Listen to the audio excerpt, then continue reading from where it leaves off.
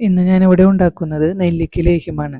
അതിനുവേണ്ടി എടുത്തിരിക്കുന്നത് 10 കിലോ നെല്ലിക്കയാണ്. നെല്ലിക്ക നല്ലതുപോലെ കഴുകി വൃത്തിയാക്കി ഒരു വലിയ കലത്തിലിട്ട് കുറച്ച് വെള്ളത്തിൽ നല്ലതുപോലെ വേവിച്ചിട്ട് മിക്സിയിലിട്ട് അരച്ചെടുത്തതാണ്. അതിനുശേഷം നമ്മൾ ഉരുളിയിലേക്ക് മാറ്റുകയാണ്. നെല്ലിക്ക വേവിച്ച വെള്ളത്തിലിട്ട് ആദ്യം ഒന്ന് ഈ അരച്ചെടുത്തത് ഒന്ന് വറ്റിച്ചെടുക്കുന്നുണ്ട്. അതിനുശേഷം നമ്മൾ ഇതിലേക്ക് ചേർക്കുന്നത് പനഞ്ചക്കരയാണ്. എത്രയാണോ നെല്ലിക്ക അതേ അളവിൽ തന്നെയാണ് പനഞ്ചക്കര ചേർക്കുന്നത്.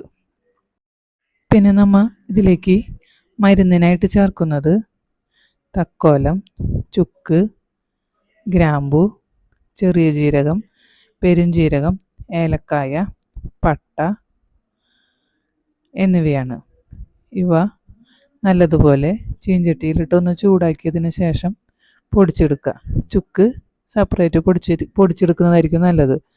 ഇതിൻ്റെ കൂടെ ചിലപ്പോൾ പൊടിഞ്ഞ് കിട്ടാൻ പ്രയാസമായിരിക്കും. ചീഞ്ചട്ടിലിട്ട് ഒന്നിങ്ങനെ ചൂടായിട്ടുണ്ടെങ്കിൽ പൊടിഞ്ഞ് കിട്ടാൻ നല്ല എളുപ്പമായിരിക്കും.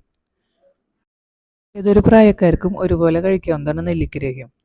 പ്രതിരോധശേഷി വർദ്ധിപ്പിക്കാനും ദഹനം മെച്ചപ്പെടുത്താനും ഇതിൽ പിന്നെ വൈറ്റമിൻ സി അടങ്ങിയിട്ടുള്ളത് കൊണ്ട് ചർമ്മത്തിനും മുടിക്കും എല്ലാം വളരെ നല്ലതാണ്. വിളർച്ച, ശരീരവേദന എന്നിവ മാറ്റാനൊക്കെ സഹായിക്കും. അതിനുശേഷം ഇളക്കി വെള്ളമൊക്കെ വറ്റി വരുമ്പോൾ ഈ ഒരു പരുവായി കിട്ടും. പിന്നെ നമ്മൾ ഒരു 2-3 മണിക്കൂർ കൈവിടാതെ ഇളക്കി അതിൻ്റെ ഇടയിൽ ഇളക്കി നെയ്യ് ചേർത്ത് കൊടുക്കുന്നുണ്ട് കേട്ടോ. നെയ്യ് ചേർത്ത് കൊടുത്ത് ഉരുളിയിൽ നിന്നിങ്ങനെ വിട്ട് വരുന്ന പരുവാകുമ്പോൾ നെല്ലിക്ക ലേഹ്യം ഏകദേശം തയ്യാറായിട്ടുണ്ടാവും. ഞാനിവിടെ ഉണ്ടാക്കി സെയിൽ ചെയ്യുന്ന റെസിപ്പിയാണ്.